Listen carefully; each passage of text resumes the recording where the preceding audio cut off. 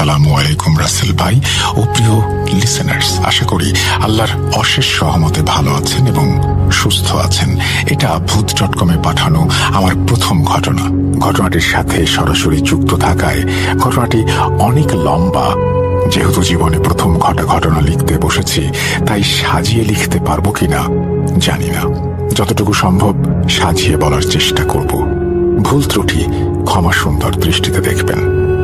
অনেকেই তাদের মূল্যবান সময় দিয়ে ঘটনাটি শুনতে এসেছেন, তাই আর দেরি না করে ঘটনায় যাব। আমি মোহাম্মদ আশিকুর রহমান অমিত বলছি কুষ্টিয়া জেলার অন্যতম সুন্দর ও ছোট্ট একটি গ্রাম বাঁশগ্রাম থেকে। আমি একজন ঘোস্ট ইনভেস্টিগেটর এবং আমাদের প্রায় 13 জনের একটি টিম আছে। আমাদের একজন ওস্তাদ আছে। আমরা প্রায়ই প্যারানরমাল জায়গায় সন্ধান করি এবং সেখানে গিয়ে ভৌতিক কোনো বিষয় আছে কিনা এগুলো নিয়ে ইনভেস্টিগেশন করি। জীবনে এই ছোট্ট বয়সে আমি অনেক কিছু দেখেছি যা হয়তো কেউ দেখতে চাইবে না। আমাদের গ্রামটি এই ডাকুয়া নদীর পাড় ঘেঁষে দাঁড়িয়ে আছে। ডাকুয়া নদীটি কুষ্টিয়ার গড়াই নদীর একটি ছোট্ট শাখা এবং নদীটা প্রায় এতটাই মৃত যে বর্ষাকাল আসলেও কোমরের বেশি পানি ওঠে না। গ্রীষ্মের গরমে নদীটা শুকিয়ে কাঠ হয়ে যায় এবং আমরা সহ অনেকেই সেখানে পিচ কেটে ক্রিকেট খেলি। নদীর পাড়ে রাস্তা এবং রাস্তার পাশেই আমাদের গ্রাম এবং নদীর ওপারে হিন্দু সম্প্রদায়ের একটি গোষ্ঠী ও তাদের পুরনো শ্মশান ঘাট।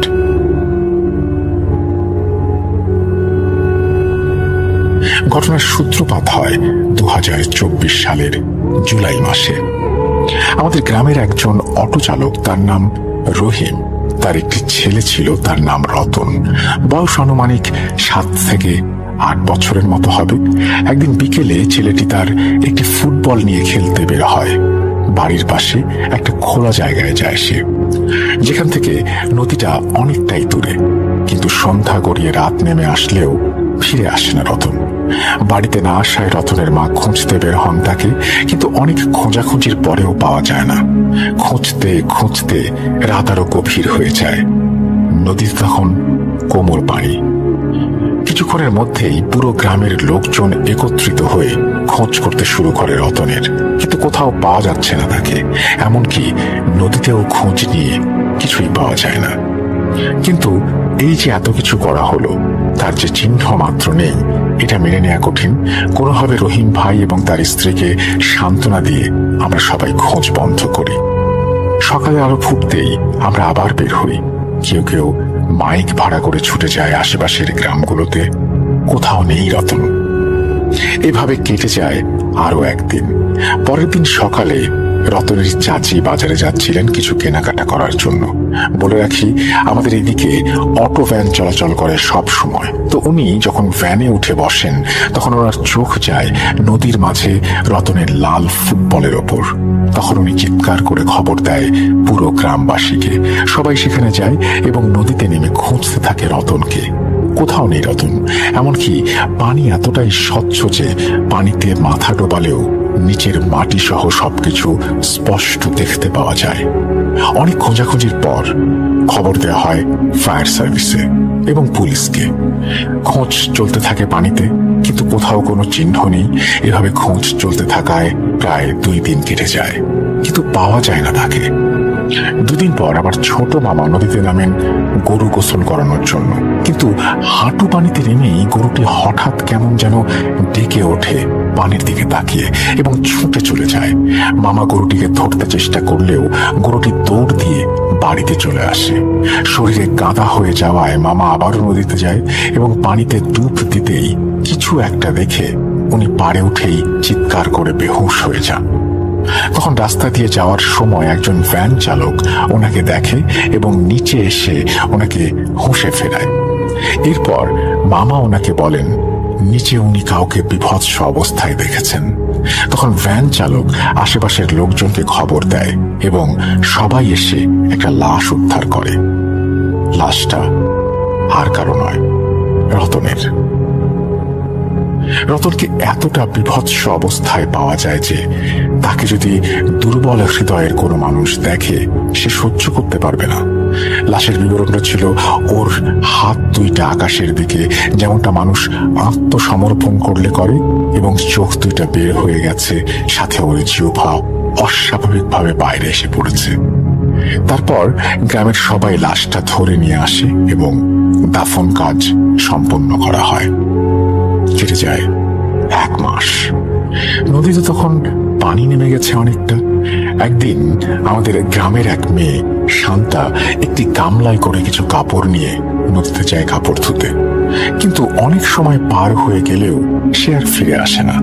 বাবা মায়ের একমাত্র আদরের মেয়ে এভাবে অনেক সময় পার হয়ে গেলেও বাড়িতে না আসায় শান্তার মা নদীতে যায় ওকে ডেকে নিয়ে আসতে।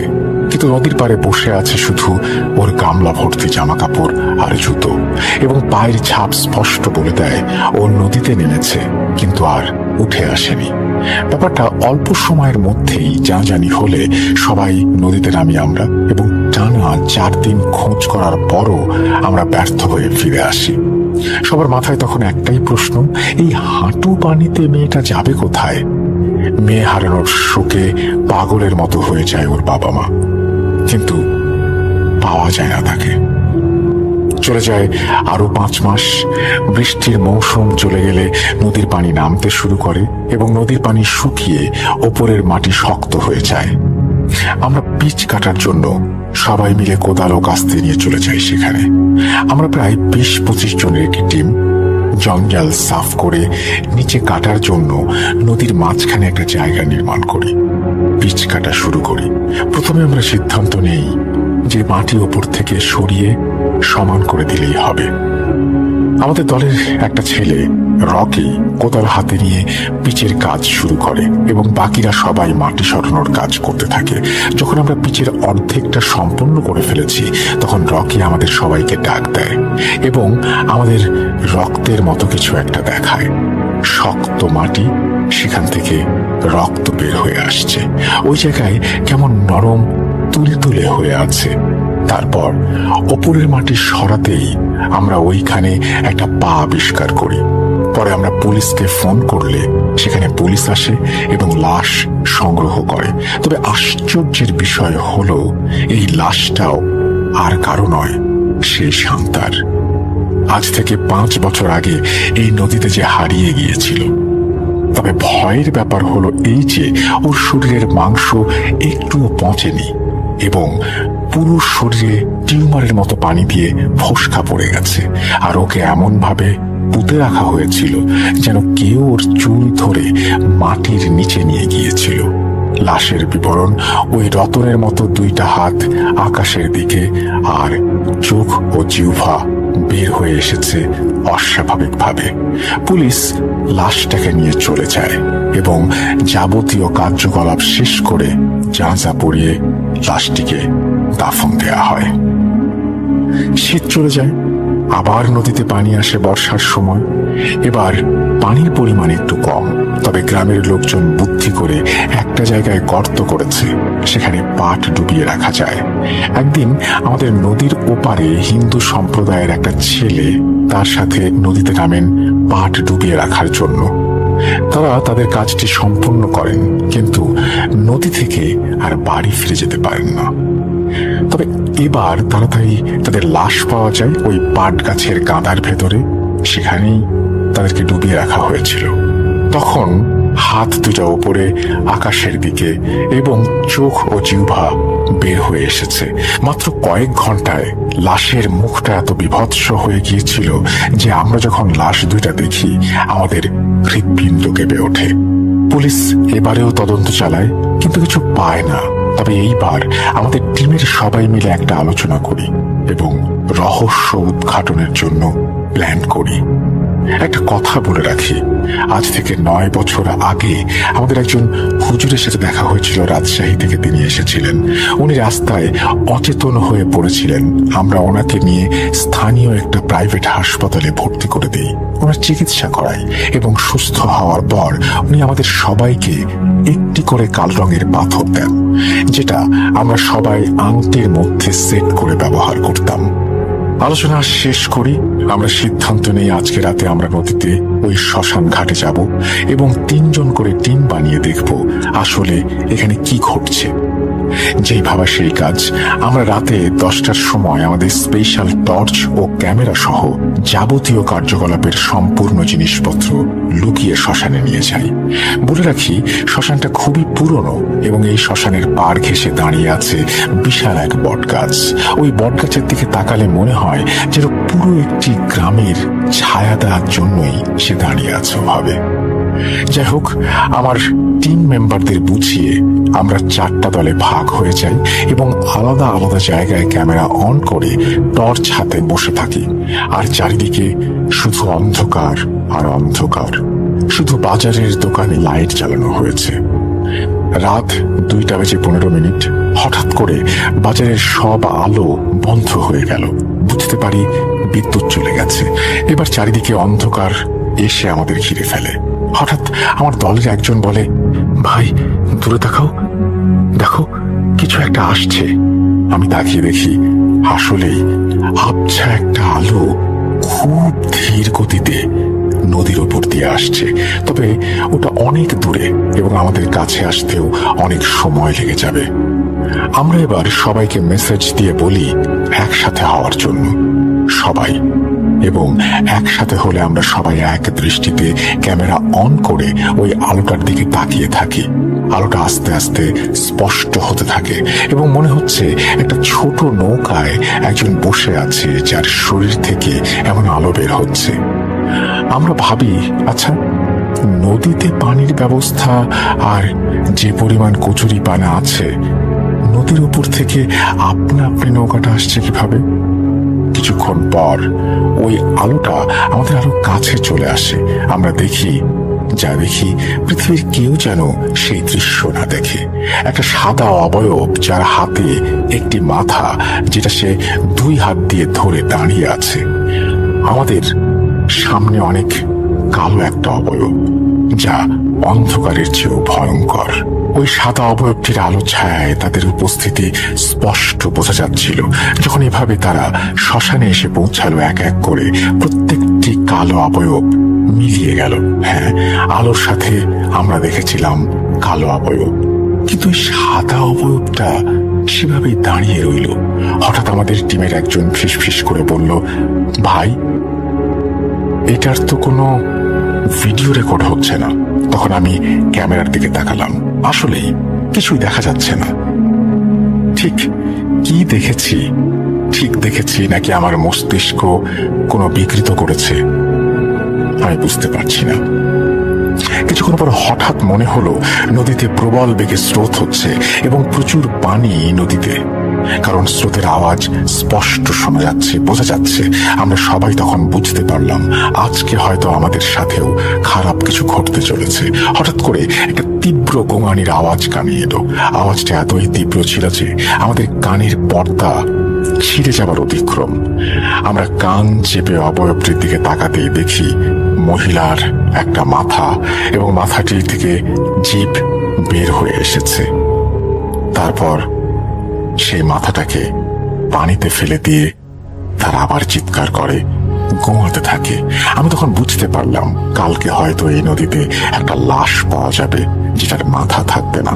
তবে আমরা সবাই মিলে সিদ্ধান্ত নিলাম যে আজ যাই হয়ে যাক এর শেষ দেখে ছাড়বো। আমাদের যিনি ওস্তাদ, তিনি আমাদেরকে একটা আমল শিখিয়ে দিয়েছিলেন এবং এই যে আমল, সেই আমলটি 13 বারের মতো পড়তে হয়। অবয়বটি আমাদের কাছে আসতে লাগলো আর আমরা বিকট পচা গন্ধ অনুভব করতে শুরু করলাম। আমরা হুজুরের কথা মতো আমল করতে শুরু করলাম। অবয়বটি যত আমাদের কাছে আসতে লাগলো ততই বিকট একটা পচা গন্ধ পাচ্ছিলাম। তারপরে আমরা যেটা করি সেটা হচ্ছে আমরা আমাদের আমল চালিয়ে যাই এবং একটি স্বচ্ছ কাচের বোতল খুলে ওই বোতলে ফু দিই। মুহূর্তেই স্বচ্ছ বোতলটি কালো ধোঁয়ায় ভরে যায় এবং আল্লাহর নাম নিয়ে আমাদের ওস্তাদের কাছে চলে গেলাম আমরা। ওস্তাদ আমাদের দেখে বললেন, কিরে শয়তানটাকে ভেতরে নিয়ে আয়। ভেতরে যেতেই ওস্তাদ ওই বোতলটা নিয়ে একটি লাল কাপড়ে মুড়ে আমাদের গ্রামের একটি কূপের মধ্যে ফেলে দিয়ে আসতে বলে। আলহামদুলিল্লাহ এখন আর নদীতে কোনো সমস্যা নেই। তবে এখন আর নদীতে কেউ নামে না। নদীটার অস্তিত্ব বিশাল হলেও মন থেকে উঠে গেছে এই গ্রামবাসীর। এই ছিল ঘটনা। ভালো লাগলে পড়ে শোনাবেন আর দোয়া করবেন আমার জন্য। হয়তো ব্যস্ত সময়ে লিখতে গেলাম, কিন্তু ঠিক মতো লিখতে পারলাম না। এই ঘটনাটি মূলত ঘটেছিল 1997 সালে নরসিংদী জেলার সদর উপজেলার বদনপুর গ্রামের একটি নির্মাণাধীন ব্রিজকে কেন্দ্র করে। এই ব্রিজের ঠিকাদারি প্রতিষ্ঠান ছিল জাফর ব্রাদার্স। এই জাফর ব্রাদার্সের এমডি ছিলেন আলম সাহেব। আলম সাহেবের খুবই আস্থাভাজন এবং বিশ্বস্ত ব্যক্তি, যার নাম হচ্ছে মোস্তফা কামাল ভাই, যিনি এই মোহাম্মদ সাত্তার রতন ভাইয়ের বন্ধু। তাকে মূলত এই ব্রিজটার পাইলিং এর কাজগুলো দেখাশোনার দায়িত্ব দেওয়া হয়। সর্বোপরি সব দায়িত্বই দেওয়া হয়, শুরুতে তো পাইলিং করা হবে। তো মোস্তফা কামাল ভাই ঠিকঠাক মতো পাইলিং করছিলেন। পুরো পাইলিংটা হবে হচ্ছে মোট 24টা। এর মধ্যে এই ব্রিজের এক অংশে, যেই অংশে খেয়াঘাট রয়েছে, ওইখানে 9টা, খালের মাঝখানে 6টা, আর শ্মশান ঘাট রয়েছে ওই পাশে, সেখানে 2টো হয়েছে। 3 নম্বর কাজটা চলমান ছিল। ঘটনা যেদিন ঘটে ওই দিন দুপুরের একটু পরেই 3 নম্বর পাইলিং এর কাজটা শেষ হয়। মূলত 24টা পাইলিং এর কাজ থাকলেও মেইন যে পাইলিং এর কাজগুলো, এই কাজগুলো শেষ হয়। বাকিগুলো তারা করবেন, তবে মেইন যে পাইলিং গুলো, এগুলো তাদের করা শেষ। সময়টা ছিল 1997 সালের মাঘ মাসের কোনো এক শনিবার। সাধারণত কোনো একটা পাইলিং এর কাজ শেষ হলে শ্রমিকরা খুব খুশি হয়, কারণ পাইলিং এর কাজগুলো করাটা বেশ কষ্টসাধ্য বিষয়। আর কোনো একটা খালের উপরে বা নদীর উপরে পাইলিং করা তো আরো কঠিন। ওনারা যখন 3 নাম্বার পাইলিং এর কাজটা শেষ করেন, বিশেষ করে ওই শ্মশান ঘাটের ওই পাশটাতে, এরপর শ্রমিকরা চিন্তা করলেন যে সবাই একসাথে একটু গোসল করি। সবাই ওই পাইলিং এর উপরে ওঠে। ওখানে কিন্তু ওই যে রডগুলো, সাধারণত এই ধরনের ক্ষেত্রগুলোতে ব্রিজের ধরন অনুযায়ী, কি ধরনের যানবাহন চলবে সেই অনুযায়ী কিন্তু ওই পাইলিং এর রডগুলো কত মিলি হবে সেটা নির্ধারিত হয়। তবে ওখানে পাইলিং এ 32 মিলির রড উপরের দিকে ব্যবহার করা হয়েছিল। বেশ মোটা রড, কিন্তু যারা হয়তো বা রড সম্পর্কে ধারণা রাখেন তারা বুঝতে পারবেন। এই রডগুলো কিন্তু ইউ শেপে বাঁকিয়ে রাখা হয়, মানে চোখা চোখা করে রাখা হয় না, বাঁকিয়ে রাখা হয়। তো ওইভাবেই বাঁকিয়ে রাখা হয়েছিল। তো ওনারা পাইলিং এর উপর উঠছেন, উঠে উঠে পানিতে ঝাঁপ দিচ্ছেন। এদিকে এই যে যারা ঝাঁপ দিচ্ছেন, এদের মধ্যে মোস্তফা কামাল ভাইও ছিলেন। উনিও চিন্তা করলেন যে আমিও একটু মনের সুখে ঝাপাঝাপি করি। উনি পাইলিং এর উপরে উঠেছেন। আর এই দৃশ্যগুলো নিচ থেকে কাঞ্চন নামে একজন শ্রমিক দেখছেন। কাঞ্চনের বাড়ি হচ্ছে বাগেরহাটের মোংলাতে। কাঞ্চন কিন্তু একজন এক্সপার্ট শ্রমিক তো বটেই, তার সম্পর্কে আরো একটি তথ্য বলে রাখি, কারণ ঘটনার ভেতরে তার প্রসঙ্গটা আসবে। তার বাবা ছিল কবিরাজ, তন্ত্রমন্ত্রে বেশ পারদর্শী ছিল। বাবার বেশ কিছু বিষয় সে দেখেছে। এইসব দেখতে দেখতে, বাবার সাথে থাকতে থাকতে বেশ কিছু বিষয় সে কিন্তু জেনেছেও। তো কাঞ্চন হঠাৎ করে খেয়াল করে এই মোস্তফা কামাল ভাই, উনি পাইলিং এর উপরে ঠায় দাঁড়িয়ে আছে, চোখ বন্ধ করে, নড়ছেও না চড়ছেও না। হঠাৎ এমনটা কেন? অনেকক্ষণ ধরে এভাবে দাঁড়িয়ে আছে। কাঞ্চন যখন এটা খেয়াল করে তখন অন্যদেরকে ডাকে, এই দেখো তো আমাদের স্যারের কি হলো, এভাবে দাঁড়িয়ে আছে অনেকক্ষণ ধরে। তখন সবাই মিলে পাইলিং এর উপর ওঠে। উঠে দেখে এক ভয়ঙ্কর দৃশ্য, যেটা ওনারা কেউ আশাই করেন নাই। দেখলেন ওনার পালস চলছে না, অর্থাৎ উনি মারা গেছেন।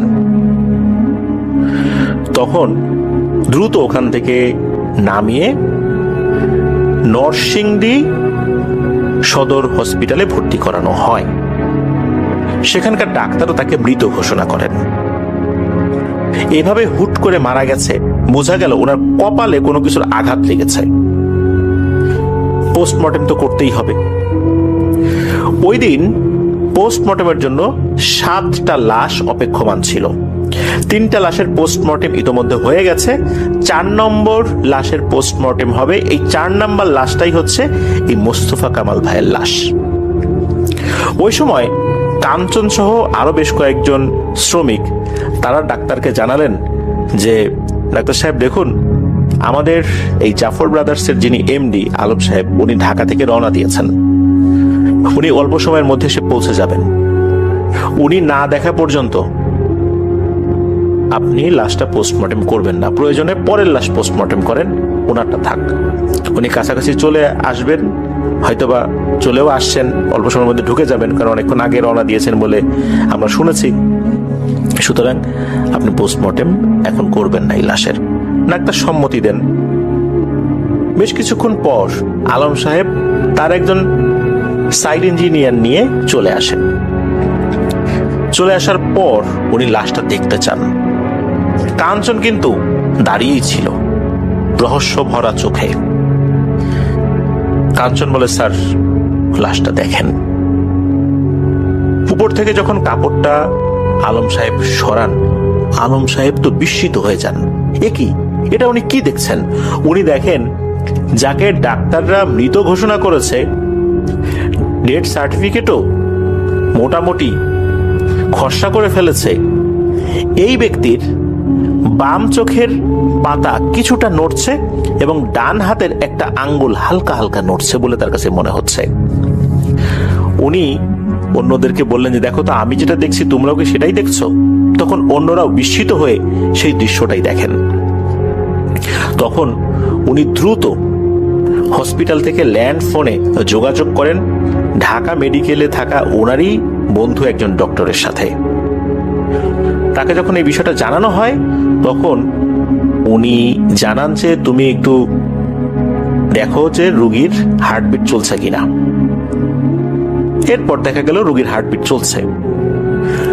যেই ডক্টর তাকে মৃত ঘোষণা করেছেন তারাও তো অবাক, আর ডাক্তারকে আর কি বলা হবে। এই যে শ্রমিক যারা ছিল তারাও তো পালস চেক করে দেখেছে যে পালস চলছে না, হৃদস্পন্দন চলছে না। ডক্টরকে তো আর দোষ দিয়ে এখানে লাভ নেই। তাহলে হঠাৎ এমনটা কেন হলো? দ্রুত ওই হসপিটাল থেকে নিয়ে তারা রওনা করেন ঢাকার উদ্দেশ্যে। তবে ঢাকার উদ্দেশ্যে রওনা করলেও প্রতিমধ্যে একটা ভালো হসপিটালের অবকাঠামো যখন দেখতে পান, একটা প্রাইভেট হসপিটাল, এটা বদনপুর একটা প্রাইভেট হসপিটাল আর কি, সেখানে নিয়ে যান। সেখানে ভর্তি করানো হয়। ডক্টর যিনি ইমার্জেন্সি বিভাগে দায়িত্বে ছিলেন উনি আসেন, চেক করেন, চেক করে উনিও পালস পান। এরপর ওই হসপিটালে ভর্তি করানো হয়। মূলত এই মোস্তফা কামাল ভাইয়ের মাথায় খুব আঘাত লেগেছিল। ওনার কিন্তু সেন্স আসে। 6 দিন হসপিটালে ভর্তি রাখা হয়েছিল। এরপর তাকে রিলিজ দেয়া হয়। ওনার যখন সেন্স আসে তখন ওনাকে জিজ্ঞেস করা হয়েছিল যে ঘটনাটা কি হয়েছিল। তখন উনি বলেছিলেন যে উনি যখন ঝাঁপ দেবেন হঠাৎ করে ওই বাঁকানো রডটা মনে হলো সোজা হয়ে ওনার মাথায় প্রচন্ড জোরে আঘাত করলো। এরপর ওনার কিছু মনে নাই।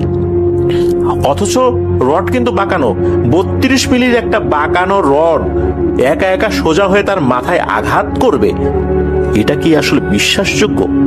কিন্তু এটাই হয়েছিল। আর বাঁকানো রডটা কিন্তু বাঁকানোই দেখেছে সবাই, ওটা কিন্তু সোজা হয়েছিল না। এখানে সবচাইতে রহস্যময় ভূমিকা পালন করেছে এই কাঞ্চন ভাই। তার কাছে শুরুতেই এই বিষয়টা অস্বাভাবিক লেগেছে। তবুও উনি হসপিটালে নিয়ে গেছেন। আর উনি জানতেন যে একবার পোস্টমর্টেম হয়ে গেলে আর কোনো কিছু করা সম্ভব হবে না। উনি বিভিন্নভাবে এটাকে দেরি করানোর চেষ্টা করছিলেন। শেষ পর্যন্ত জাফর ব্রাদার্সের এমডি আলম সাহেবের আসার কথা বলে দেরি উনি করাচ্ছিলেন এবং উনি ওনার কিছু কাজ করে যাচ্ছিলেন। আল্লাহর রহমতে শেষ পর্যন্ত উনি সফল হয়েছিলেন, আলহামদুলিল্লাহ। ঘটনা কিন্তু এখানে শেষ নয় প্রিয় লিসেনার্স, ঘটনার মাঝামাঝি এসেছি আমরা মাত্র। আরো রহস্য বাকি আছে। 3 দিন পর পর তাকে ড্রেসিং করতে আসতে হবে। যেই পথ দিয়ে আসবেন সেই পথের মাঝখানে তো ওই যে বদনপুর ব্রিজ, এক পাশে মদনপুর বাজার আর এক পাশে শ্মশান ঘাট। তো ওনারা শ্মশান ঘাট পার হয়ে আর একটা জায়গা রয়েছে লোকালয়, সেখানে মূলত থাকছিলেন, বিশেষ করে যে মোস্তফা কামাল ভাই।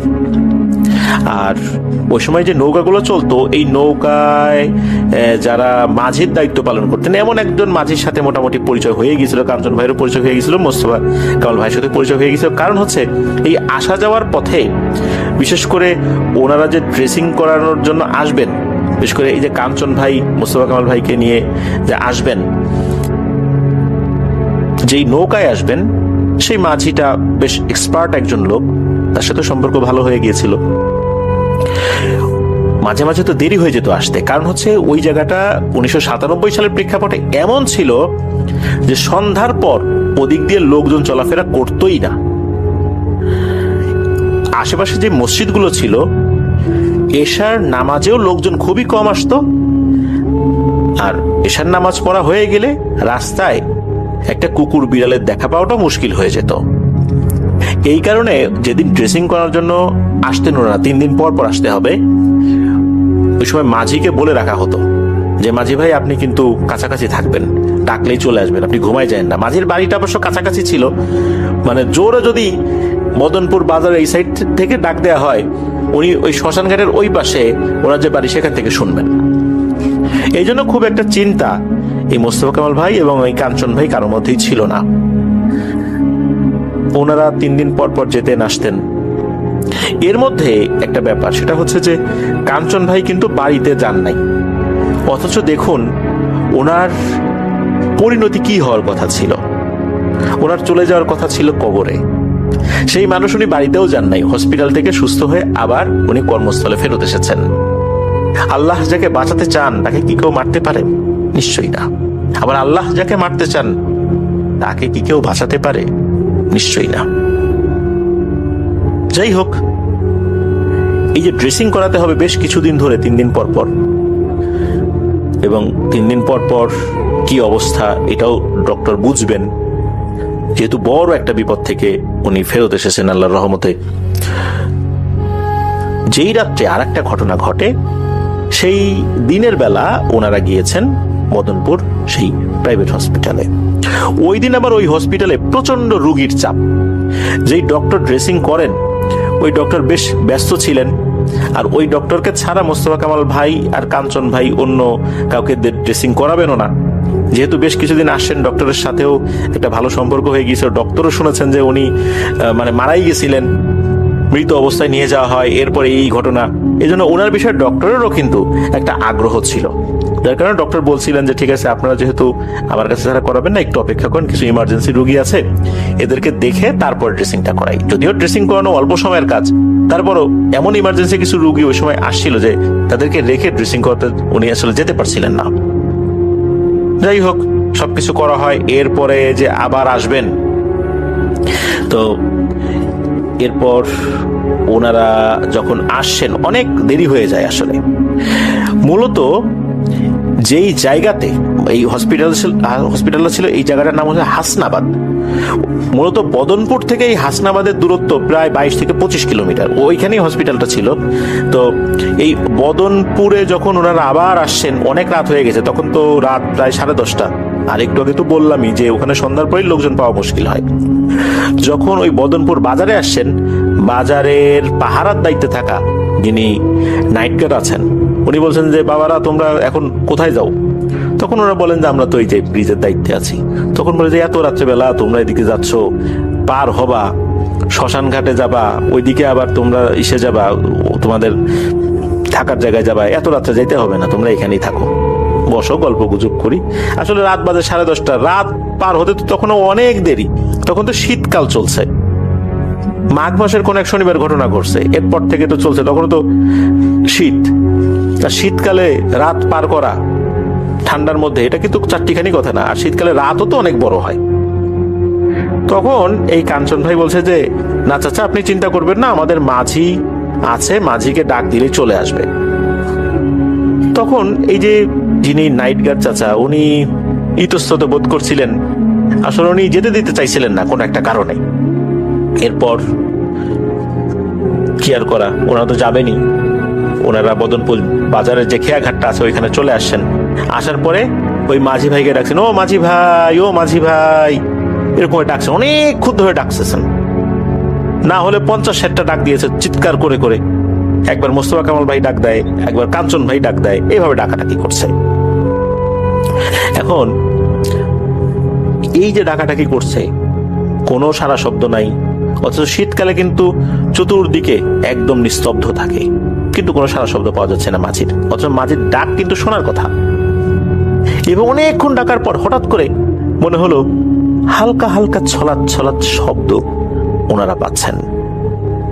তখন ওনারা মনে করেন মনে হয় মাঝি নৌকা নিয়ে আসছে। হ্যাঁ, মাঝির ডিঙি নৌকাটা চলে আসছে। যখন এপারে এসে ভেড়ে, তখন দুজনই চমকে ওঠে, না রে, এই নৌকায় মাঝি কোথায়? মাঝি তো নাই, একা একাই কিভাবে এখানে চলে আসলো? তখন মোস্তফা কামাল ভাই কাঞ্চন ভাইকে বলছে যে, কাঞ্চন ভাই, এই নৌকাটা কিভাবে একা একা এখানে চলে আসলো? যদি ওই পাশ থেকে মাঝি ধাক্কা দিয়েও নৌকা এই পাশে দেয়, এটা তো পসিবল না।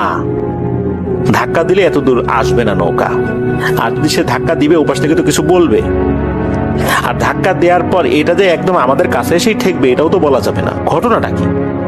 তখন এই যে কাঞ্চন ভাই, উনি বেশ রহস্যময় কণ্ঠে মোস্তফা কামাল ভাইকে বলেন যে, আপনি আমাকে ধরে থাকবেন, নৌকায় বৈঠা আছে, আমি নৌকাটা চালাবো, যা কিছুই হোক আপনি আমাকে ছাড়বেন না, আপনি ধরেই থাকবেন, আর কোনো কাজ নাই আপনার, বাকিটা ইনশাল্লাহ আমি দেখে নিচ্ছি।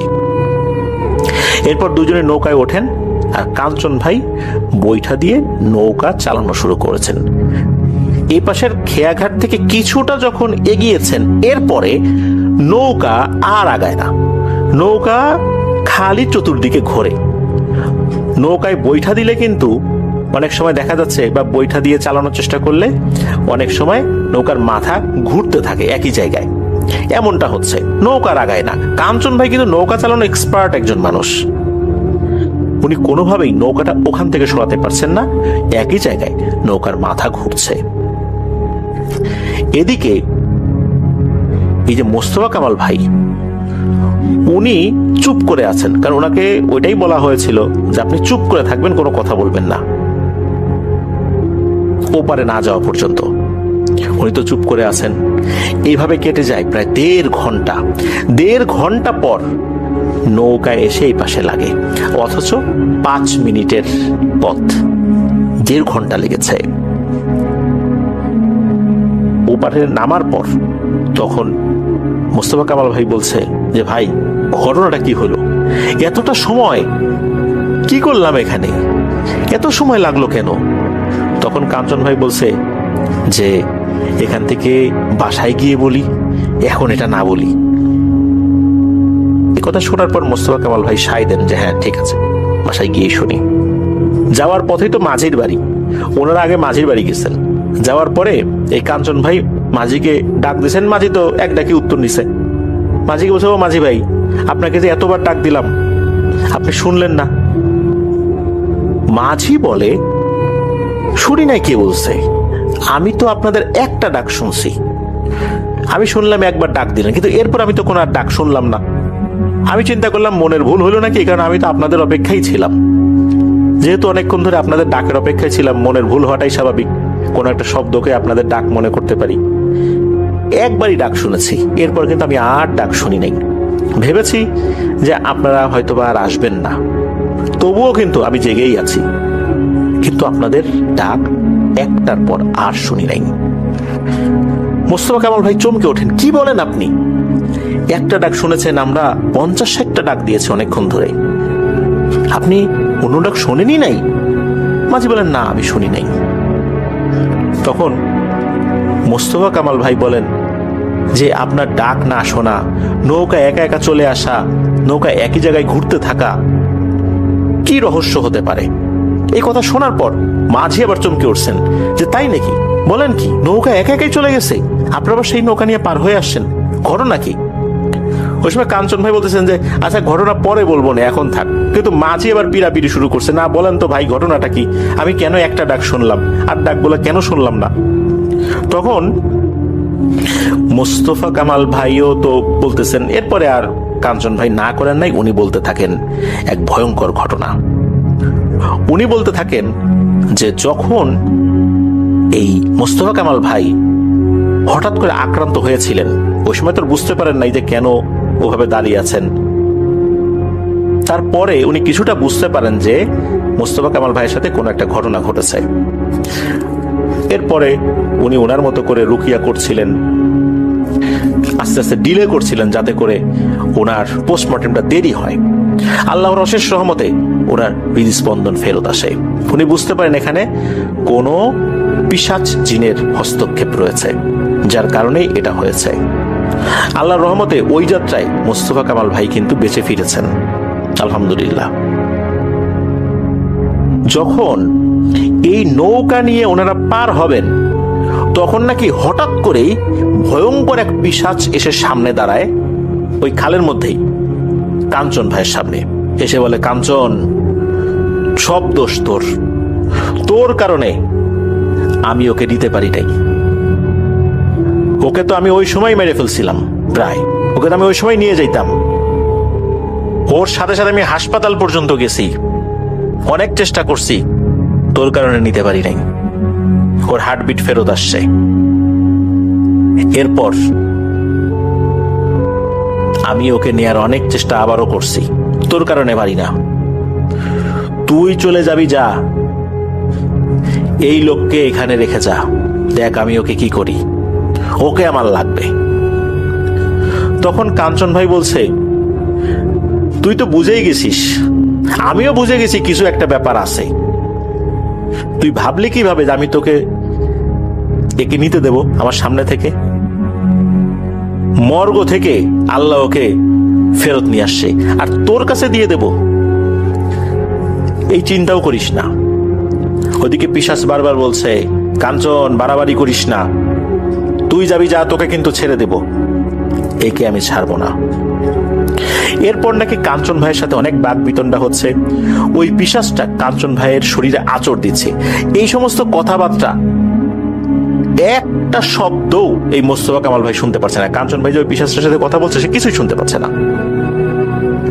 কাঞ্চন ভাইয়ের শরীরে আঁচড় দিচ্ছে, এটাও মোস্তফা কামাল ভাই দেখতেও পাচ্ছে না, শুনতে পাচ্ছে না। এত কিছু হয়ে যাচ্ছে, উনি কিছু শুনতে পাচ্ছে না। উনি শুধু দেখছেন যে নৌকা একই জায়গায় ঘুরছে।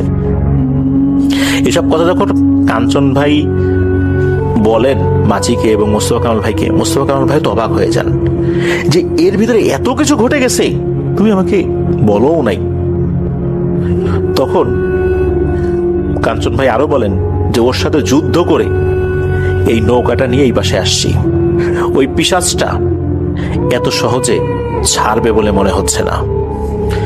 যাই হোক, মাঝি বলে যে ভাই তাহলে আজকে রাত পর্যন্ত এখানেই আমার বাসায় একটু বসে যান, থেকে যান, সকালবেলা আপনাদের বাসায় যান। পথে আবার কোনো সমস্যা হয় কিনা, এখনো তো কিছুটা পথে হেঁটে যাবেন, পথে বাঁশঝাড় আছে, আম গাছ আছে, ওই জায়গাগুলো খুব একটা বেশি ভালো না। তখন কাঞ্চন ভাই বলে, ওইসব বলে লাভ নাই, এতটা পথ যেহেতু চলে আসছি, ওই পিশাচ ইনশাল্লাহ কিছুই করতে পারবে না, আল্লাহ ভরসা। এই বলে মাঝির বাসা থেকে বিদায় নিয়ে মোস্তফা কামাল ভাই আর কাঞ্চন ভাই রওনা দিয়েছেন ওনারা যেখানে থাকেন সেখানে। সেই জায়গাটা খুব বেশি দূরে ছিল না, তো একটা বাঁশঝাড় আছে, বাঁশঝাড়টা ঠিকঠাক মতোই পার হন, কোনো ধরনের কোনো সমস্যা ছাড়াই। এরপরে দুটো আম গাছ রয়েছে, ওই আম গাছের কাছে যখন আসছেন, দেখেন ওই আম গাছের নিচে ওনারা হাঁটছেন, ওটা একটা জোড়া আম গাছ ছিল, ওই আম গাছের এরিয়াটা ওনারা ক্রস করতে পারছেন না। অথচ এই এরিয়াটা ক্রস করা সর্বোচ্চ 15 সেকেন্ড বা 20 সেকেন্ডই ধরি, বা হাইস্ট 30 সেকেন্ড হবে, এর বেশি কোনোভাবেই হবে না। কিন্তু ওনারা হাঁটছেন তো হাঁটছেন, এই আম গাছের এরিয়া ক্রস করতে পারছেন না, সামনে যেতে পারছেন না, পেছন দিকে আসতে পারছেন না, কি একটা অবস্থা। আর ওইদিকে আবার ছিল তুলা গাছ, ওই তুলা গাছ থেকে মনে হচ্ছে একটু একটু করে তুলা পড়ছে, সাদা সাদা তুলা মাটির উপরও পড়ছে। চাঁদের আলোতে দেখতে পাচ্ছিলেন মোস্তফা কামাল ভাই, কাঞ্চন ভাই দুজনই। কাঞ্চন ভাই কোন একটা রুকিয়া করে যখন পার হয়েছেন আম গাছের ওই এরিয়াটা, এরপর তুলা গাছের ওখানে যখন আসছেন, তখন প্রথমবারের মতো মোস্তফা কামাল ভাই অদ্ভুত কিছু দৃশ্য দেখেন। উনি দেখতে পান অসংখ্য ইঁদুর, বড় বড় ইঁদুর চতুর্দিক থেকে ওনাদেরকে ঘিরে ধরে আক্রমণ করতে আসছে। লক্ষ লক্ষ কোটি কোটি ইঁদুর কোথা থেকে যে আসছে, মাটি ফুঁড়ে বের হচ্ছে, বিভিন্ন জায়গা থেকে আসছে, গাছ থেকে নামছে, ইঁদুর চতুর্দিক থেকে ওনাদেরকে ঘিরে ফেলছে, আক্রমণ করবে। এমনকি এই যে তুলাগুলো উপর থেকে পড়ছে, উনি দেখছেন যে উপর থেকে ইঁদুর পড়ছে, অথচ কাঞ্চন ভাই উনি এটা দেখছেন না। উনি দেখছেন উপর থেকে তুলাই পড়ছে, আর শীতকালে গাছের পাতা কিন্তু শুকিয়ে যায়, পড়তে থাকে, ওইভাবে পাতা পড়ছে। আর এই জিনিসগুলো মোস্তফা কামাল ভাই দেখছেন উল্টোটা, অর্থাৎ উনি দেখছেন এগুলো হচ্ছে ইঁদুর, ভয়ঙ্কর ভয়ঙ্কর বড় বড় ইঁদুর, যেগুলো চোখগুলো খুব ভয়ঙ্কর। তো উনি যখন বলেন যে কাঞ্চন ভাই আমি তো এই জিনিসগুলো দেখছি বা দেখতেছি, তখন কাঞ্চন ভাই বুঝতে পারেন যে এখানে আরেকটা ভয়ঙ্কর ঘটনা ঘটবে। উনি আবার রুকিয়া করতে থাকেন। আল্লাহর রহমতে ওটাও পার হয়ে ওনারা ঠিকঠাক মতো বাসায় চলে আসেন। এরপরে টানা বেশ কয়েকদিন মোস্তফা কামাল ভাইয়ের জ্বর ছিল। এরপর উনি ঠিকঠাক হয়ে যান আল্লাহর অশেষ রহমতে। ব্রিজের কাজও ঠিকঠাক মতো শেষ হয়, তারা যে যার গন্তব্যে ফেরত আসেন। আর ওই যে পিশাচ যে জিনটা, এইটা মূলত এই ব্রিজের পাইলিং করার সময় মোস্তফা কামাল ভাইয়ের দিকে নজর দিয়েছিল, তাকে বলি হিসাবে নিতে চেয়েছিল। শেষ পর্যন্ত পারে নাই, আল্লাহর অশেষ রহমতে ওনার হার্টবিট ফেরত আসছিল। আর এই পুরো সময়টাতে যিনি খুব ভালো একটা ভূমিকা পালন করেছিলেন, তিনি ওই কাজটার একজন শ্রমিক ছিলেন, যার নাম কাঞ্চন। আল্লাহ আসলে কাকে আমাদেরকে ওসিলা করে পাঠাবেন আমরা কেউ জানি না।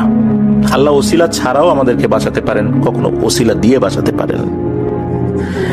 এমন একটা ঘটনা যেখানে একটা মানুষ মর্গে চলে গেছে, একটু পরে তার পোস্টমর্টেম হবে, সেই মানুষ হার্টবিট ফেরত পেয়ে সুস্থ হয়ে যায়।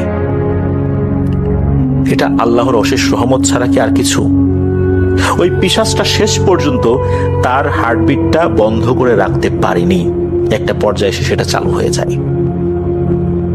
আর মূলত মোস্তফা কামাল ভাইকে বলি হিসাবে সে নিতে চেয়েছিল। ব্রিজের কাজগুলো চলাকালে অনেক সময় আমরা দেখি অনেকেই বিনা কারণে মারা যান, দুর্ঘটনা ঘটে। এই ধরনের ব্রিজগুলো তৈরির ক্ষেত্রে দুর্ঘটনা যদি ঘটে, বুঝতে হবে এখানে কোনো প্যারানরমাল বিষয়ের হস্তক্ষেপ রয়েছে। যদিও বা দুর্ঘটনা এটা আপাতত দৃষ্টিতে নিছক দুর্ঘটনা বলেই মনে হতে পারে, কিন্তু আসলেই কি তাই? মোস্তফা কামাল ভাই কিন্তু এখন দিব্যি ভালো আছেন, আলহামদুলিল্লাহ। আল্লাহ তাআলা তাকে আরো দীর্ঘায়ু দান করুন। আসসালামু আলাইকুম, আমার নাম শাহজাহান। আমি যেই ঘটনাটি বলতে এসেছি সেটি আমার নিজের বাড়ি কেন্দ্রিক একটা সত্য ঘটনা, যার রেশ আমি আজও ভুলতে পারিনি। সেই সব মুহূর্ত যেগুলো আমাকে ভেতর থেকে একদম দুর্বল ও ভয় পাইয়ে দিয়েছিল এক নিমিষেই। আমরা সবাই সিলেট থেকে চট্টগ্রামের অক্সিজেন নামক জায়গায় চলে এসেছিলাম আমার কাজের সূত্রে। আমি অক্সিজেনের কোনো এক জায়গায় নতুন একটা বাড়ি কিনে নিয়েছিলাম। আমার পরিবার ছিল আমার স্ত্রী আর 2 সন্তান। আমাদের 2 তলা বাড়ি। পরিকল্পনা ছিল ছেলেরা বড় হতে হতে বাড়িটা 10 তলা ফাউন্ডেশন দিয়ে ওপরের তালা দুটো সন্তানদের জন্য রাখবো, আর নিচে আমি আর আমার স্ত্রী থাকবো। বাড়িটা আমরা নিজেরা কিনেছিলাম, আর কেনার পরে একদম পরিপাটি করে সাজিয়েছিলাম। এলাকাটা ছিল আমাদের জন্য একদমই নতুন। আশেপাশে মানুষের বসতি মোটামুটি ভালোই ছিল। কপাল ভালো ছিল যে ঠিক যেদিন আমরা ওখানে শিফট করলাম, তার পরদিনই করোনা মহামারীর বড়সড় নিউজ আসতে শুরু করলো। এমনকি লকডাউনের কথাও কানে ভাসতে লাগলো। কেমন যেন অজানা এক শঙ্কা ঘিরে ধরেছিল এই মহামারীর জন্য। তাই আমরা বাড়তি সতর্কতার সাথে বাড়িঘর পরিষ্কার পরিচ্ছন্ন রাখতাম। তখনও সেখানে তেমন করোনার কেস ছিল না। আমার স্ত্রী বেশ চিন্তিত ছিল বাচ্চারা এখানে থাকলে যদি সমস্যা হয়, তাই সে বাচ্চাদের নিয়ে আমার ও তার হোম টাউন সিলেটে চলে যেতে চেয়েছিল। আমি তাকে বললাম, তুমি বাচ্চাদের নিয়ে যাও, আমি এখানে একা থাকবো, কোনো সমস্যা হবে না। আমার স্ত্রী বহুবার বলেছে তার সঙ্গে যেতে, কিন্তু আমি রাজি হইনি। শেষে সে বাচ্চাদের নিয়ে একাই চলে গেল সিলেটে। এখন বলি, কেন আমি একা থাকতে চেয়েছিলাম? আমি ছিলাম সিনেমার বোকা। সত্যি বলছি ভাই, আজও আমি আমাকে কয়েকশো সিনেমা দিয়ে 1 বছর ঘরবন্দি করে রাখতে পারি। আমি দারুণ আনন্দেই থাকবো সেখানে। বিয়ের পরে তো এসব শখ আহ্লাদ অনেকটাই কমে গিয়েছিল, ঘরের নিয়ম কানুনের জন্য বিশেষত। ডাক্তারের কাছে যাওয়া ছাড়া আর কোথাও তেমন যাওয়া হতো না আমার। বিয়ের পর এই প্রথমবার আমার স্ত্রী আর বাচ্চারা আমাকে একা রেখে নানা বাড়ি গেছে। অফিসও চলছে এখন ঘর থেকে। ভাবলাম আমি কিছু প্ল্যান করি এই মুক্ত জীবনের কিছুদিনের জন্য। অথচ আমি কি জানতাম, সবাই চলে গেলেও এই ঘরে আমি একা নই, অন্য কেউ আছে। সেও তার মতো করে কিছু একটা প্ল্যান করছে। আমি অনেক সিনেমা দেখতাম বিধায় আমার একটা ভালো চেয়ারের খুব দরকার ছিল। আমি নিজে অনলাইনে অর্ডার করে একটা সুন্দর সোফা কিনে ফেললাম। সেটাকে এলইডি টিভির সামনে রেখে দিলাম। এবার আমি সিনেমা দেখব 80 ইঞ্চি টিভির ফুল এইচডিতে। সেদিন রাত 8টা পর্যন্ত অফিসের কাজে ডুবেছিলাম। তারপর ফ্রিজ থেকে একটা কোক বের করলাম, হাতে চিপস নিয়ে আরাম করে বসে পড়লাম সোফায়। সোফার জায়গাটা এমন ভাবে সাজিয়েছিলাম যেন সিনেমা হলে বসে আছি। এরপর শুরু করলাম আমার প্রিয় ক্যাপ্টেন আমেরিকা। এটাই আমার শান্তির জগৎ। যারা সিনেমা ভালোবাসেন তারা বুঝবেন এর মর্ম। মনে হচ্ছিল স্বর্গে আছি। ঘর খালি, অফিসের টেনশন নেই, কোনো ঝামেলা নেই। একটার পর একটা সিনেমা চলছিল। ওই দিন প্রথম সিনেমা শেষ হতেই দ্বিতীয়টা শুরু করলাম, সেটা শেষ হতেই তৃতীয়টা। এভাবে সিনেমা দেখতে দেখতে রাত 3:30 বেজে গেল। তখনও খাওয়া হয়নি। ভাবলাম কিছু রান্না করি। কিচেনে গিয়ে একটা ডিম ভাজি করে ভাত বসিয়ে দিয়ে এলাম আর অপেক্ষা করতে লাগলাম। আবহাওয়া ছিল চমৎকার, ততটা গরম পড়েনি। আর যেহেতু অক্সিজেন এলাকাটা ক্রাউডেড, সো আমাদের বাড়ির আশেপাশে অনেকগুলো বাসায় ছিল, সবাই প্রায় থাকতো। করোনার জন্য মাঝে মাঝে 2 ঘন্টা পর পর কেউ বাইক নিয়ে চলে যেত, নয়তো রাইডার আসতো। আশেপাশে সেভাবে কাউকে দেখা যেত না। 8 ঘন্টা অপেক্ষার পর অবশেষে ভাত হয়ে গেল। ভাত নামিয়ে সিগারেট খাওয়ার জন্য নিচে নামলাম। বলে রাখা ভালো যে সিনেমার এই সেটআপটা ছিল আমার ছেলের রুমে, কারণ ওর কাছে সবচেয়ে লেটেস্ট সব গ্যাজেট ছিল। আর সম্পূর্ণ বাড়ির সবচেয়ে বড় এলইডি টিভি ওর রুমে ছিল। যাই হোক, আমি নিচে গিয়ে সিগারেট খাওয়া শেষ করে কিচেনে এসে প্লেটে খাবার ঢালতে লাগলাম। খাবার নিয়ে ওপরের দিকে যাচ্ছিলাম, এমন সময় হঠাৎ মনে হলো কেউ যেন আমার সঙ্গে সঙ্গে হাঁটছে। ঘরে একেবারে নিস্তব্ধতা, আশেপাশে কোনো শব্দই নেই। এতটাই নীরবতা, ছোট্ট কোনো আওয়াজও স্পষ্ট শোনা যাচ্ছিল। আমি হাঁটা শুরু করতেই যেন সেই নীরবতা ভেঙে আওয়াজটা ফিরে এলো। মনে হচ্ছিল কেউ যেন নিঃশব্দে আমার পেছন পেছন আসছে। আমি থামতেই সঙ্গে সঙ্গে সেই আওয়াজও থেমে যায়। ভাবলাম হয়তো আমারই নিজের পায়ের শব্দ হবে। এরপর আমি আমার ছেলের রুমের দিকে পা বাড়াতেই আবার সেই পেছনের ছায়ার মতো আওয়াজ শোনা গেল। পরিবারের কেউ না থাকায় এই ঘরে আমার প্রথম রাত, তাই ভেতরে ভেতরে কেমন যেন একটা দোটানা চলছিল সবকিছু ঠিক আছে কিনা এটা নিয়ে। সত্যি কি আমার পেছনে কেউ আছে? কিছুক্ষণ ভেবে বুঝতে পারলাম যে আসলে কানে কারো হাঁটার শব্দ পাচ্ছি, কিন্তু বারবার মনে হচ্ছিল বুটের শব্দ একটার পর একটা জোরে জোরে আসছে। আস্তে আস্তে ভয়ের অনুভূতিটা গ্রাস করলো আমাকে। হঠাৎ দৌড়ে পালাতে শুরু করলাম, কিন্তু অবাক করা বিষয়, দৌড়ানোর সঙ্গে সঙ্গে মনে হলো আমার পেছনে কেউ দৌড়াচ্ছে একই ছন্দে। তড়িঘড়ি করে দরজা খুলে খাবারটা পাশে রেখে ঘরে ঢুকতে গিয়ে আশেপাশে তাকালাম, কিন্তু কিছুই তো নেই। তবু আমার ভেতরে ভেতরে অদ্ভুত এক অনুভূতি থেকেই যাচ্ছিল। আসলে আমাদের বাড়িটা এখনো পুরোপুরি গোছানো হয়নি, অর্ধেকের বেশি জিনিসপত্র ছড়িয়ে ছিটিয়ে। হয়তো বাড়ি খালি থাকার জন্যই একটু বেশি আওয়াজ হচ্ছে। আমার নিজের পায়ের শব্দকেই মনে হচ্ছে অন্য কারো পায়ের শব্দ। এত কিছু তোয়াক্কা না করে আমি সিনেমাটা চালিয়ে দিলাম। তারপর খাবার খেয়ে ঘুমিয়ে পড়লাম। পরদিন সকালে উঠে আবার সেই একই রুটিন, নাস্তা, তারপর কম্পিউটারের সামনে অনলাইনে অফিসের কাজ। সকাল 8টা পর্যন্ত পেন্ডিং কাজ শেষ করলাম। প্রায় 9টার দিকে আবার সিনেমা চালিয়ে বসলাম। সিনেমা দেখতে দেখতে রাত গড়িয়ে 2:30 বাজে। তখন হঠাৎ ক্ষুধা লাগলো। আবার আগের দিনের মতো ডিম ভেজে ভাত বসিয়ে দিলাম। ভাত রান্না হতে কিছু সময় লাগছিল, তাই ছাদে গিয়ে সিগারেট ধরিয়ে চারপাশের পরিবেশটা উপভোগ করছিলাম। যে গন্ধটা আসছিল সেটা দারুণ লাগছিল। এদিক ওদিক তাকাতে হঠাৎ চোখ গেল নিচে মেইন গেটের সামনে ফাঁকা জায়গাটার ওপরে। মনে হলো গেটের পাশে কেউ বসে আছে। মনে হচ্ছিল যেন একটা মেয়ে বসে আছে। আমার কাছে পরিস্থিতিটা খুব ভয়ানক লাগতে শুরু করলো। আমার বাসার গেটের ভেতরে একটা মেয়ে চুপচাপ বসে আছে, আর সবচেয়ে ভয়ানক ব্যাপার, সে নিচ থেকে আমাদের দিকে তাকিয়ে আছে। ভয় আমার হাত থেকে সিগারেট পড়ে গেল। বুঝে উঠতে পারছিলাম না কি করব। ঠিক তখনই বাসার পাশের দোকানের লোকটা দুধ আর ডিম নিয়ে হাজির হলো। আমি নিচে চাবি ছুড়ে দিয়ে বললাম, ভেতরে ঢোকো। এরপর তাকে ডেকে নিয়ে আসলাম। আমার অবস্থা তখন একেবারেই নাজেহাল। নিচে নামার সাহসী হচ্ছিল না। কয়েক সেকেন্ডের মধ্যে লোকটা উপরে উঠে এলো। আমি তাকে হাতে টাকা দিয়ে জিজ্ঞেস করলাম, ভাই, ওপরে আসার সময় আপনার চোখে কি কোনো মেয়ে পড়েছে? উনি সিগারেট খেতে খেতে বললেন, না তো ভাইজান, আপনাকে ছাড়া এই ঘরে তো আর কাউকে দেখি নাই। আমি আবার ছাদে গিয়ে নিচে তাকালাম, কেউ নেই। মন শান্ত করার জন্য ভাবলাম বাইরে থেকে কেউ ঢুকেছিল। দোকানদার দরজা খোলা রাখার সময় সে চুপচাপ বেরিয়ে গেছে হয়তো, আর দোকানদার হয়তো খেয়াল করেনি। এইভাবে একটা অদ্ভুত গল্প আমার মাথায় আমি গড়ে তুললাম। যদিও এখন ভাবলে মনে হয় এই গল্পের কোনো মাথা মুন্ডু নেই, কিন্তু সত্যি ভাবার বিষয়, ওই মেয়ে বাড়ির ভেতরে এলো কিভাবে? আর যদি এসেও থাকে তাহলে কেনই বা আসবে? আর এসে দরজার কাছে কেনই বা বসবে? সময়টাই এমন ছিল, অদ্ভুত গল্প না বানিয়ে উপায় ছিল না। নাহলে হয়তো ভয় আমাকে সম্পূর্ণভাবে গ্রাস করত। ভয় যদি একবার মনে বাসা বাঁধে, এখানে 1 ঘন্টাও টিকতে পারবো না। যাই হোক, খাবার নিয়ে ঘরে ঢুকে আবার সিনেমা চালিয়ে দিলাম। তবুও মনের ভেতরে চিন্তা, সারা রাত মুভিতে মন বসতে পারল না।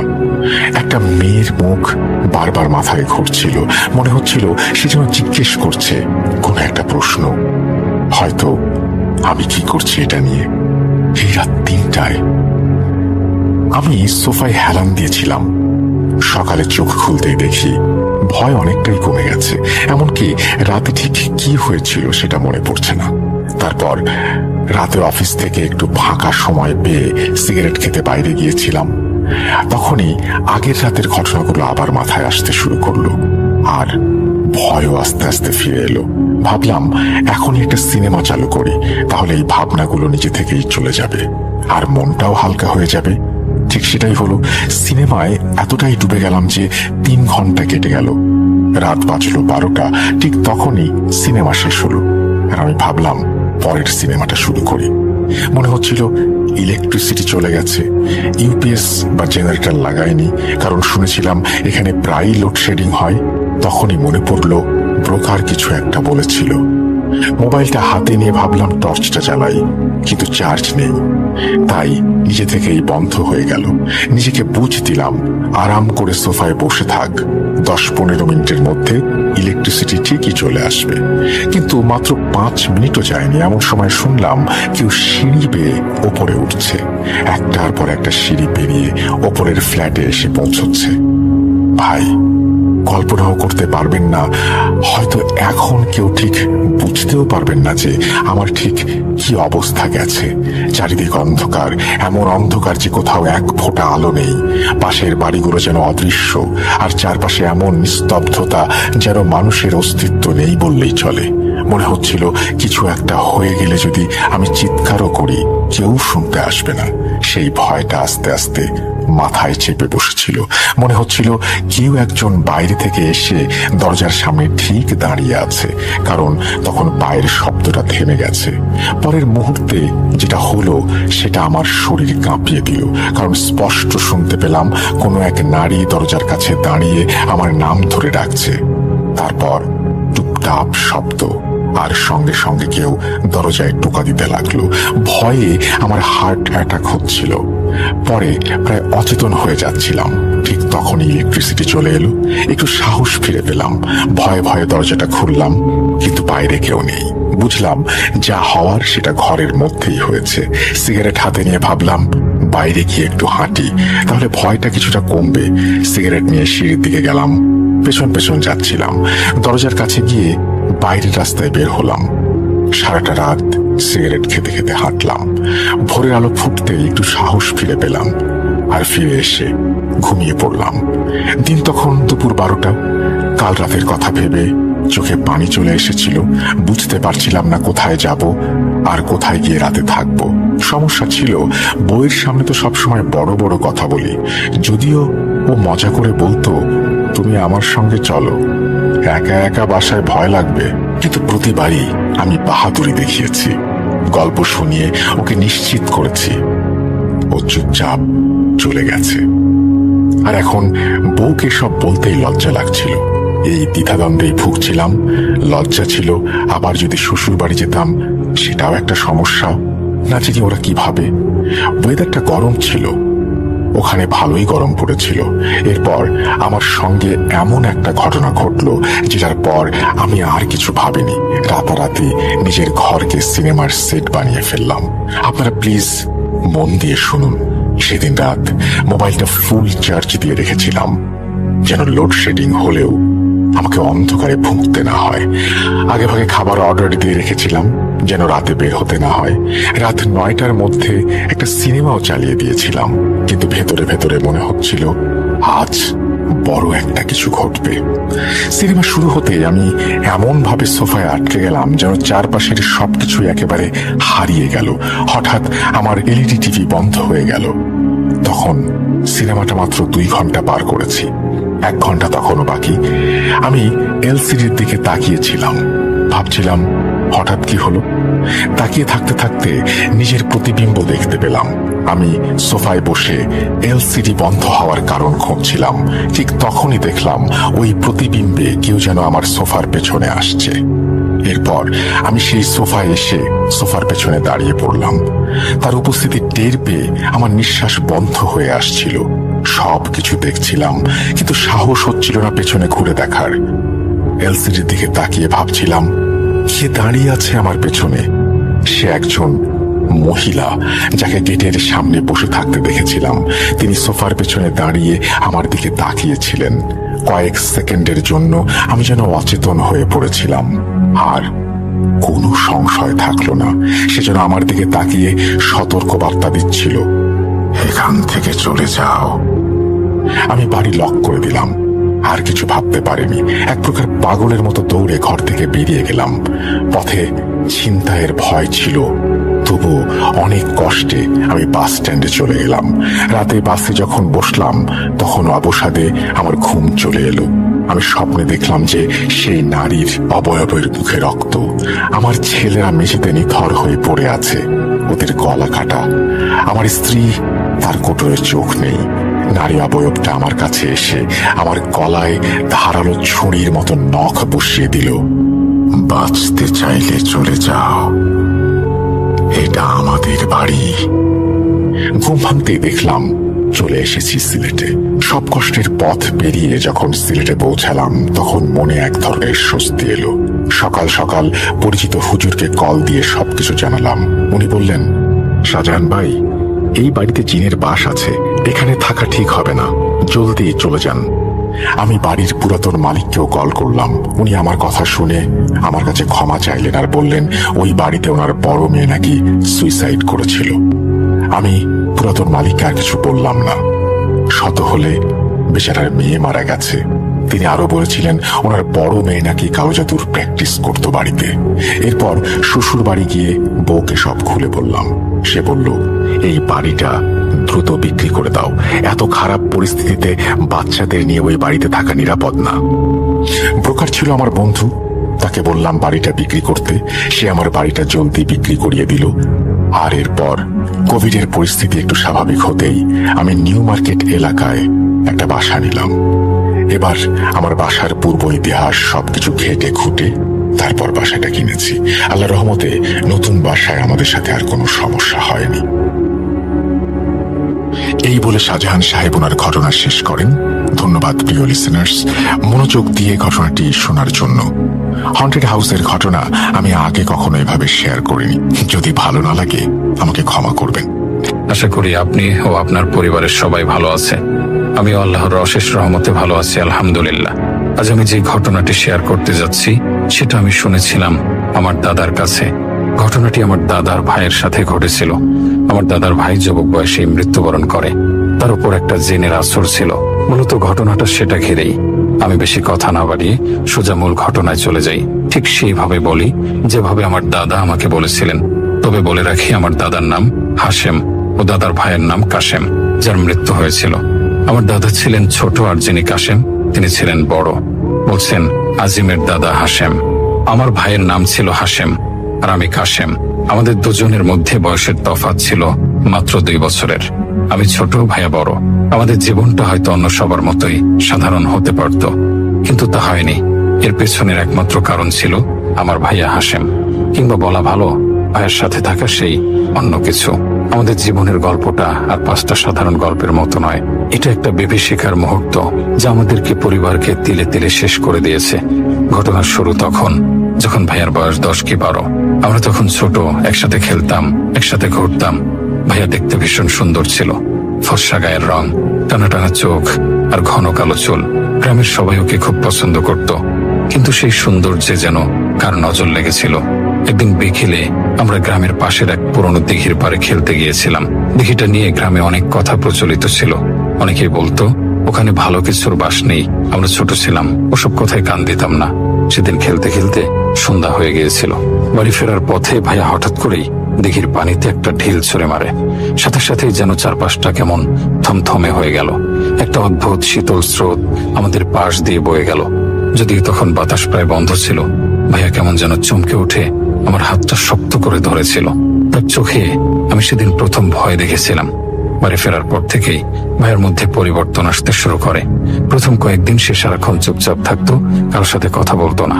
তারপর শুরু হলো আসল বিপত্তি। রাতের বেলা ঘুমের মধ্যে ভাইয়া বের করে কথা বলতো। এমন ভাষায় কথা বলতো যে আমরা কেউই বুঝতাম না। তার গলার স্বরটাও কেমন যেন বদলে যেত। মনে হতো অন্য কেউ তার মুখ দিয়ে কথা বলছে। প্রথম বাবা মা ভেবেছিলেন হয়তো খেলতে গিয়ে ভয় পেয়েছে, কিছুদিন গেলেই ঠিক হয়ে যাবে। কিন্তু দিন দিন পরিস্থিতি আরো খারাপ হতে লাগলো। ভাইয়ার শরীরের গড়ন বদলাতে শুরু করলো। যে ছেলেটা ছিল নাদোষ নুদোষ, তার শরীরটা কেমন যেন শুকিয়ে যেতে লাগলো। গায়ের রং ফর্সা থেকে ফ্যাকাশে সাদা হয়ে গেল, যেন শরীরে এক ফোঁটাও রক্ত নেই। ওর শরীরের হাড়গুলো স্পষ্ট গোনা যেত। হাত পায়ের আঙুলগুলো অস্বাভাবিক লম্বা আর সরু হয়ে গিয়েছিল। সবচেয়ে বেশি পরিবর্তন এসেছিল ওর চেহারায়। চোখগুলো কেমন যেন কুটুরের ভেতরে ঢুকে গিয়েছিল, আর চোখের মণি দুটো সারাক্ষণ স্থির থাকতো, পলক পড়তো না। ঠোঁট দুটো শুকিয়ে কালচে হয়ে গিয়েছিল। ওকে দেখলে এখন আর মানুষ মনে হতো না, মনে হতো কোনো জীবন্ত কঙ্কাল হাঁটছে। অথচ ওই দিঘির পাড়ের ঘটনার আগে আমার ভাই ছিল গ্রামের সবচেয়ে সুন্দর ছেলেদের একজন। আমাদের বাড়িতে অদ্ভুত সব ঘটনা ঘটতে শুরু করলো। রাতের বেলা প্রায় ঘরের চালের ওপর দিয়ে কেউ হেঁটে যাওয়ার শব্দ পাওয়া যেত। কখনো আবার মনে হতো ঘরের চারপাশে কেউ ফিসফিস করে কথা বলছে। রান্নাঘরে রাখা খাবার মাঝে মাঝে দেখতাম মাটিতে ছড়ানো ছিটানো, যেন কোনো জন্তু এসে সব নষ্ট করে দিয়ে গেছে। কিন্তু আশেপাশে কোনো জন্তুর চিহ্নও থাকতো না। প্রথম দিকে আমরা খুব ভয় পেতাম, কিন্তু ধীরে ধীরে এই অস্বাভাবিক ঘটনাগুলোই আমাদের জীবনের স্বাভাবিক অংশ হয়ে উঠল। ভাইয়ের ওপর যে এক ভয়ঙ্কর জিন আসর করেছে, এটা বুঝতে আমাদের বেশি দিন সময় লাগেনি। কিন্তু আমাদের কিছুই করার ছিল না। এই জিনটা ভাইয়ের অনেক ক্ষতি করত। মাঝে মাঝে দেখতাম ভাইয়ের গায়ে আঁচড়ের দাগ, কখনো বা কামড়ের চিহ্ন। ভাইকে জিজ্ঞেস করলে সে কিছুই বলতে পারতো না, শুধু ফ্যাল করে তাকিয়ে থাকতো। আমার জীবনটা ভাইয়ের থেকে একদম আলাদা ছিল। আমি ছিলাম সুস্থ, স্বাভাবিক, অন্য সব সাধারণ মানুষের মতোই। কিন্তু ভাইয়ের সাথে থাকতে থাকতে আমার শৈশবটা অস্বাভাবিক হয়ে উঠেছিল। যেখানে আমার বন্ধুরা খেলাধুলা, পড়াশোনা নিয়ে ব্যস্ত থাকতো, সেখানে আমি সারাক্ষণ ভাইয়াকে নিয়ে আতঙ্কে থাকতাম। কখন সে কি করে বসে সেই ভয় আমার বুকটা শুকিয়ে থাকতো। ভাইয়া সবকিছু বুঝতো, কিন্তু স্বাভাবিকভাবে কিছুই করতে পারতো না। তার জ্ঞান বুদ্ধি যেন ওই 10-12 বছরেই থেমে গিয়েছিল। সে আমার দিকে তাকিয়ে থাকতো, তার চোখে আমি তীব্র কষ্ট দেখতে পেতাম, কিন্তু সে মুখ ফুটে কিছুই বলতে পারতো না। মনে হতো সে যেন তার নিজের শরীরের মধ্যেই একজন বন্দী। তার শরীরটা ব্যবহার করছে অন্য কেউ, এক ভয়ঙ্কর দুষ্ট জিন, যে আমার ভাইকে একটু একটু করে শেষ করে দিচ্ছিল। আমাদের পরিবার এই অভিশাপের সাথে মানিয়ে নিতে শিখে গিয়েছিল, কারণ আমরা জানতাম এর থেকে আমাদের মুক্তি নেই। এই লোমহর্ষক ঘটনাগুলোই ছিল আমাদের প্রতিদিনের জীবন। দিন যত যাচ্ছিল, ভাইয়ের অবস্থা আর আমাদের বাড়ির পরিস্থিতি ততই ভয়ঙ্কর হয়ে উঠছিল।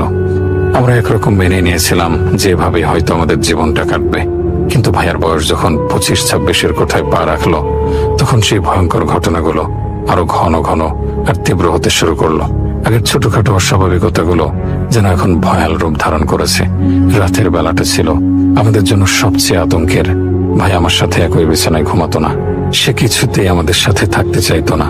তার জন্য ঘরের এক কোণে একটা আলাদা বিছানা করে দেওয়া হয়েছিল, কিন্তু প্রায় রাতে ঘুম ভেঙে আমি দেখতাম ভাই তার বিছানায় নেই।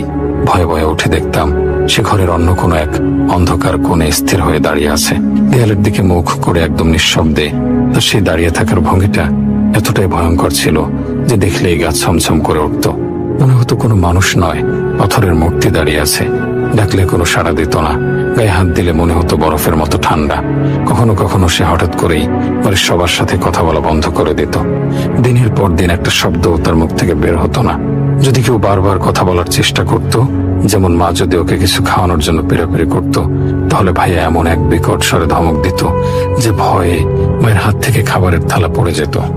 সেই ধমকের সুর কোনো মানুষের ছিল না, ছিল কর্কশ, গভীর আর ভয়ঙ্কর।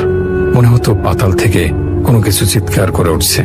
সেই ধমক শোনার পর দ্বিতীয়বার কেউ আর তার সাথে কথা বলার সাহস করত না। সবচেয়ে ভয়ঙ্কর ঘটনাগুলো ঘটত বাড়ির বাইরে। আমাদের গ্রামের পাশ দিয়ে বয়ে গেছে এক শান্ত নদী। মাঝে মাঝে রাতের বেলা গ্রামের কেউ কেউ দেখত ভাইয়া সেই নদীর পানিতে মরা লাশের মতো ভাসছে, চিত হয়ে হাত পা ছড়িয়ে একদম স্থির। খবর পেয়ে আমরা ছুটে যেতাম, কিন্তু নদীর পাড়ে পৌঁছে দেখতাম কিচ্ছু নেই, পানি একদম শান্ত। আবার কখনো সে রাতের বেলায় বাড়ি থেকে উধাও হয়ে যেত। আমরা সারা গ্রাম তন্ন তন্ন করে খুঁজতাম, আত্মীয় স্বজনের বাড়িতে খবর নিতাম, কিন্তু কোথাও তাকে পাওয়া যেত না। আমরা সারা রাত দুশ্চিন্তায় কাটাতাম, কিন্তু ঠিক সকালবেলা দেখতাম ভাই নিজের বিছানায় শেষ হয়ে আছে, যেন কিছুই হয়নি। তাকে জিজ্ঞেস করলে সে এমন ভাবে তাকাতো যেন সে কিছুই জানে না। আগে এই ধরনের ঘটনাগুলো কালে ভদ্রে ঘটতো, কিন্তু 25-26 বছরে পা দেওয়ার পর থেকে এগুলো প্রায় প্রতি সপ্তাহে ঘটতে শুরু করে। পরিবারের সবাই আমরা চরম আতঙ্কের মধ্যে দিন কাটাতে লাগলাম। আগের ঘটনাগুলো ভয়ঙ্কর হলেও এমন জীবন নাশের ভয় ছিল না, কিন্তু এখনকার ঘটনাগুলো আমাদের বুঝিয়ে দিচ্ছিল যে ভাইয়ের উপর আছর করা জিনটা আরো শক্তিশালী আর হিংস্র হয়ে উঠেছে। এমন নয় যে আমরা ভাইয়ার চিকিৎসার চেষ্টা করিনি।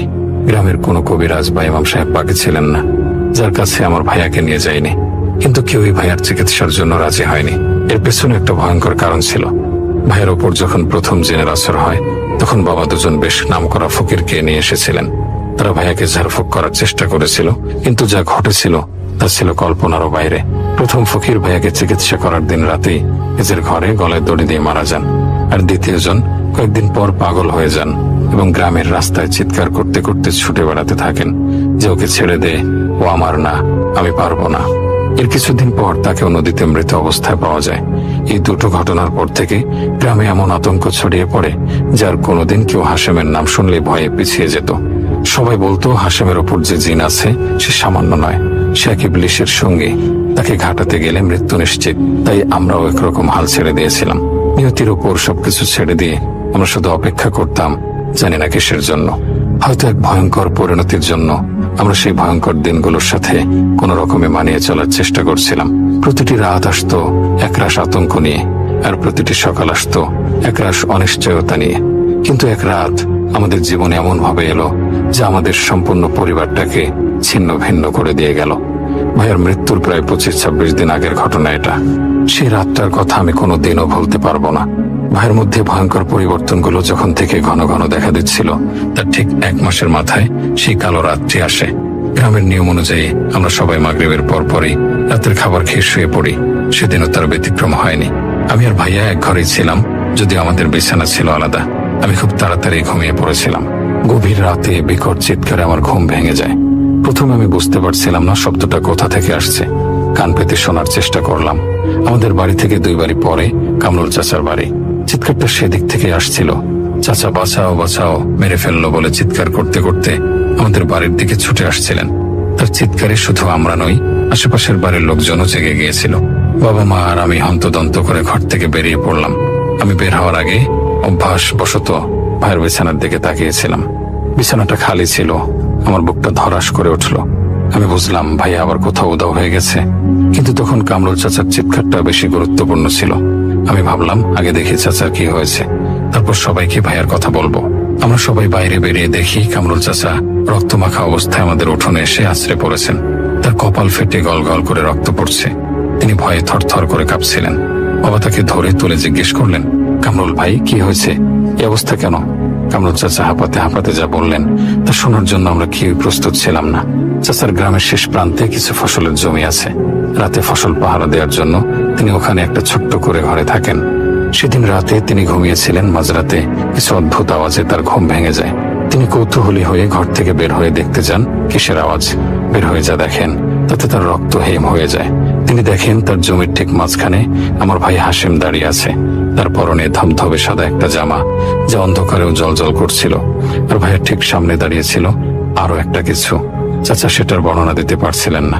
বলছিলেন ওটা ছিল একটা আস্ত কালো ছায়ার মতো, কুচকুচে কালো, লম্বা, কিন্তু তার কোনো হাত পা মুখ কিছুই বোঝা যাচ্ছিল না।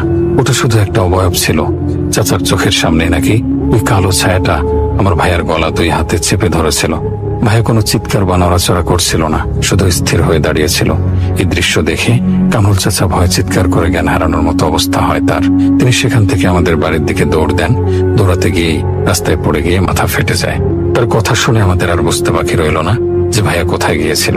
বাবা আর গ্রামের কয়েকজন লোক মিলে কামরুল চাচাকে নিয়ে সাথে সাথে জমির দিকে ছুটে গেলেন। কিন্তু সেখানে গিয়ে তারা কিছুই দেখতে পাননি। জমি একদম ফাঁকা, কোথাও কেউ নেই, যেন এখানে কিছুই ঘটেনি। বাবা কামরুল চাচাকে তার বাড়ি পর্যন্ত পৌঁছে দিয়ে চিন্তিত মুখে বাড়ি ফিরে এলেন। আমি আর মা আগেই বাড়িতে চলে এসেছিলাম। ঘরে ঢুকে আমি যা দেখলাম তাতে আমার শরীরের সমস্ত রক্ত জমে বরফ হয়ে গেল। আমি দেখলাম ভাইয়া তার নিজের বিছানায় ঠিক সেভাবে শুয়ে আছে, যেভাবে সে প্রতিদিন শুয়ে থাকে। তার মুখে কোনো চিন্তার ছাপ নেই, গায়ে কোনো ধুলোবালি নেই, যেন সে সারা রাত ঘুমিয়ে কাটিয়েছে। আমি মাকে ইশারায় দেখালাম। মাও দেখে স্তব্ধ হয়ে গেলেন। তাহলে কামরুল চাচা যা দেখেছেন তা কি সত্যি, নাকি পুরোটাই তার মনের ভুল? কিন্তু তার মাথার রক্ত তো মনের ভুল ছিল না। আমরা বুঝতে পারছিলাম আমাদের চোখের আড়ালে এক ভয়ঙ্কর খেলা চলছে, যার শিকার আমার ভাই আর দর্শক আমরা। সেই রাত থেকে আমাদের মনে এক তীব্র ভয় চেপে বসলো। ভাইয়ের জীবনটা হয়তো আর বেশি দিন বাকি নেই। কামরুল চাচার সেই ঘটনার পর থেকে ভাইয়ের অবস্থা দ্রুত খারাপ হতে শুরু করলো। যেটুকু স্বাভাবিকতা তার মধ্যে অবশিষ্ট ছিল সেটুকুও যেন হারিয়ে যেতে লাগলো। তার মৃত্যুর ঠিক 5 দিন আগে থেকে ভাইয়া খাওয়া দাওয়া একদম বন্ধ করে দিল। সে পুরোপুরি বিছানায় পড়ে গেল। এক ফোঁটা পানিও তার পেটে থাকছিল না। মা সারাদিন ভাইয়ার পাশে বসে থাকতেন, তাকে কিছু খাওয়ানোর জন্য কত অনুনয় বিনয় করতেন, কিন্তু ভাইয়া শুধু ফ্যাল করে তাকিয়ে থাকতো। মুখ খুলতো না। যদি জোর করে চামচে করে দুধ বা পানি তার মুখে দেওয়া হতো, সাথে সাথেই সে ভয়ঙ্কর ভাবে বমি করে দিত। আর বমি করার পর তার অবস্থা আরো কাহিল হয়ে পড়তো। তার শরীরটা কাঁপতে থাকতো, চোখ দুটো কপালে উঠে যেত। সেই দৃশ্য দেখা ছিল অসহনীয়। আমার প্রায় মনে হতো ভাইয়া হয়তো খেতে চায়, তার হয়তো খুব খিদে পেয়েছে, কিন্তু তার উপর আসর করা ওই জিন তাকে কিছুতেই খেতে দিচ্ছে না। ভাইয়ের চোখ দুটোয় আমি এক তীব্র আকুতি দেখতে পেতাম, এক অসহ্য কষ্টের ছাপ। তার শরীরটা দিনে দিনে সাদা কাগজের মতো হয়ে যাচ্ছিল। মনে হতো তার শরীরে আর কোনো রক্ত অবশিষ্ট নেই। চামড়ার নিচে নীল শিরাগুলো স্পষ্টভাবে দেখা যেত। মাঝে মাঝে যখন তার পাশে কেউ বসে থাকতো, তখন সে খুব কষ্ট করে ফিসফিসে একটাই শব্দ উচ্চারণ করত, কষ্ট কষ্ট। হয়তো সে বোঝাতে চাইতো যে তার প্রচন্ড কষ্ট হচ্ছে, কিন্তু তার কথা বলার শক্তিটুকু কেড়ে নেওয়া হয়েছিল। ছেলের এই করুণ অবস্থা দেখে মা অনবরত কাঁদতেন আর আল্লাহর কাছে দোয়া করতেন। বাবাও ভেঙে পড়েছিলেন। একজন শক্ত সামর্থ্য মানুষ কিভাবে দিনের পর দিন নিজের চোখের সামনে সন্তানের এমন যন্ত্রণা সহ্য করতে পারে? বাবা প্রায় ঘরের বাইরে গিয়ে চুপচাপ বসে থাকতেন আর চোখ দুটো ছলছল করত। আমরা সবাই বুঝতে পারছিলাম ভাইয়ের দিন ফুরিয়ে আসছে। বাবা একদিন আমাকে একা ডেকে বলেছিলেন, কাশেম, তোর ভাইয়ের জন্য প্রস্তুত থাকিস। মনে হচ্ছে আল্লাহকে আর বেশি দিন কষ্ট দেবেন না। একজন বাবার মুখে তার সন্তানের মৃত্যুর কথা শোনা যে কতটা ভারী তা সেদিন আমি বুঝতে পেরেছিলাম। আমার নিজেরও মনে হচ্ছিল হয়তো মৃত্যুই ভাইয়ার জন্য একমাত্র মুক্তি। এই অসহ্য যন্ত্রণা থেকে সে হয়তো এভাবে নিস্তার পাবে। ওই 5টা দিন ভাইয়ের চেহারাটা আরো বেশি অদ্ভুত আর ভয়ঙ্কর হয়ে যাচ্ছিল। তার মুখের আকৃতিটাই যেন বদলে যাচ্ছিল। চোয়ালের হাড়গুলো আরো উঁচু হয়ে উঠেছিল, চোখ দুটো আরো গভীরে ঢুকে গিয়েছিল। মাঝে মাঝে তার দিকে তাকালে আমার মনে হতো আমি আমার ভাইকে দেখছি না, অন্য কাউকে দেখছি। মনে হতো তার ভেতরে থাকা সেই অশুভ কিছু ধীরে ধীরে নিজের রূপটাকেই ভাইয়ার চেহারায় ফুটিয়ে তুলছে। শুধু আমরা নই, গ্রামের যে 2-1 সাহস করে ভাইয়াকে দেখতে আসতো তারাও বলা বলি করতো যে হাশেমের এই অবস্থা কোনো সাধারণ অসুস্থতার কারণে নয়। এটা স্পষ্টতই ওই জিনের কাজ, যেটা ছোটবেলা থেকে তার উপর ভর করে আছে। সবাই ধরে নিয়েছিল যে ওই জিনই এবার হাশেমকে নিয়ে যাবে। ওই 5টি দিন ছিল আমাদের জীবনের সবচেয়ে দীর্ঘ আর কষ্টকর অধ্যায়। আমরা অসহায় ভাবে শুধু দেখছিলাম কিভাবে একটা জীবন একটু একটু করে মৃত্যুর দিকে এগিয়ে যাচ্ছে, আর আমরা কিছুই করতে পারছি না। প্রতিটি মুহূর্ত ছিল এক একটি মৃত্যু যন্ত্রণার সমান। সেই 5 দিনের অসহ্য অপেক্ষা শেষ হলো এক ভয়ঙ্কর সকালে। এমন একটা সকাল কোনো পরিবারের জীবনে আসুক তা আমি চাইব না। আমি সেদিন ঘুম থেকে উঠেছিলাম একটু দেরিতে। সারা রাত দুশ্চিন্তায় ভালো করে ঘুমাতে পারিনি। ঘুম থেকে উঠে আমি অভ্যাসবশত ভাইয়ের বিছানার দিকে তাকালাম, আর যা দেখলাম তার জন্য আমি প্রস্তুত ছিলাম না। আমার মনে হলো আমার হৃৎপিণ্ডটা এক মুহূর্তের জন্য থেমে গিয়েছিল। ভাইয়ের নিথর দেহটা বিছানায় পড়েছিল, কিন্তু সেটা কোনো স্বাভাবিক মৃত্যু ছিল না। তার সারা শরীরে, বিশেষ করে গলায় আর বুকে কালো কালো ছোপ ছোপ কামড়ের দাগ। মনে হচ্ছিল কোনো ধারালো দাঁত দিয়ে কেউ হিংস্রভাবে কামড়ে দিয়েছে। শুধু তাই নয়, তার সারা শরীর রক্তবর্ণের চাক চাক দাগে ভরা, যেন কেউ গরম লোহা দিয়ে ছ্যাঁকা দিয়েছে। সবচেয়ে ভয়ঙ্কর ছিল তার মুখের অবস্থা। তার মুখের চোয়ালের অংশটা যেন বাইরে বেরিয়ে এসেছে। মনে হচ্ছিল কোনো প্রচন্ড শক্তিশালী হাত দিয়ে কেউ তার চোয়ালটা এমন ভাবে চেপে ধরেছিল যে হাড় ভেঙে বাইরে চলে এসেছে। ভাইয়ের 2 হাতের আঙুলগুলো স্বাভাবিকের চেয়ে উল্টো দিকে মোড়ানো ছিল, অর্থাৎ কেউ যেন মট করে ভেঙে দিয়েছে। আর সবচেয়ে অদ্ভুত ব্যাপার হলো, এক রাতের মধ্যে ভাইয়ার মাথার সব চুল পড়ে গিয়েছিল। তার মাথাটা ছিল একদম ন্যাড়া, মসৃণ। চোখের সামনে নিজের ভাইয়ের এমন করুণ বিভৎস অবস্থা দেখে আমি থমকে গেলাম। আমার শরীর নড়াচড়া করার শক্তি হারিয়ে ফেলেছিল। এক ভীষণ চাপা কষ্ট, আমার বুকটা ফেটে যাচ্ছিল, কিন্তু মুখ দিয়ে কোনো শব্দ বের হচ্ছিল না। আমার চিন্তার শক্তি, অনুভূতি শক্তি সবকিছু যেন অবশ হয়ে গিয়েছিল। আমার চোখ দিয়ে শুধু অনবরত পানি পড়ছিল। আমি সেখানে দাঁড়িয়ে রইলাম পাথরের মতো। এমন সময় মা তাদের ঘরের সামনে আসেন। তিনি হয়তো আমাকে ডাকতে এসেছিলেন, কিন্তু ঘরের ভেতর বড় ছেলে হাশেমের মর্মান্তিক অবস্থা আর ছোট ছেলে কাশেমের সে অবস্থা দেখে স্তব্ধ হয়ে দাঁড়িয়ে থাকা।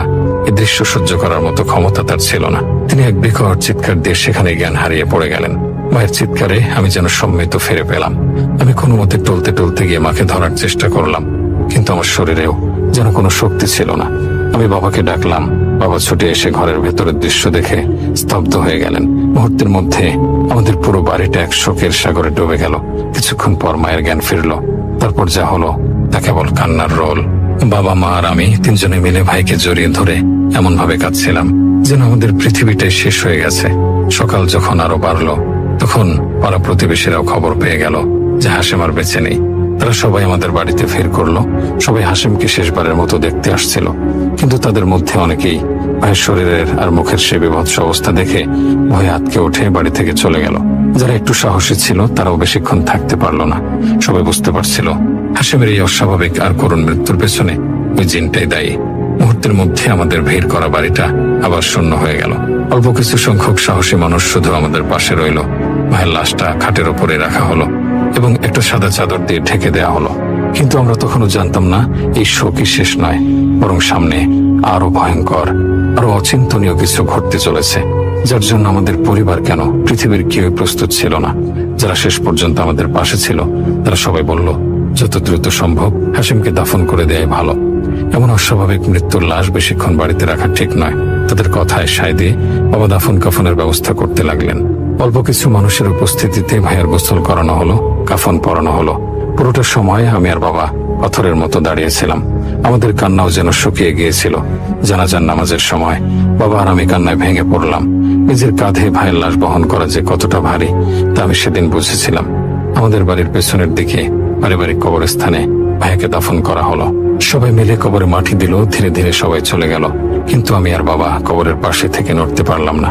আমরা সেখানে বসে অঝরে কাঁদছিলাম। কাঁদতে কাঁদতে কখন যে দুপুর হয়ে গেছে আমরা টেরও পাইনি। দুপুরের ঠিক হঠাৎ করেই পরিবেশটা কেমন যেন বদলে যেতে লাগলো। আমরা দুজনেই একটা দমকা শীতল হাওয়া অনুভব করলাম। আকাশের দিকে তাকিয়ে দেখি পরিষ্কার আকাশটা মুহূর্তের মধ্যে কালো মেঘে ছেয়ে যাচ্ছে। মনে হচ্ছিল যেন অসময়ে সন্ধ্যা নেমে আসছে। ভাইয়াকে যেখানে মাটি দেওয়া হয়েছিল সেটা আমাদের বাড়ির পেছন দিকেই, তাই আমরা স্পষ্ট সবকিছু দেখতে পাচ্ছিলাম। মা তখন ঘরে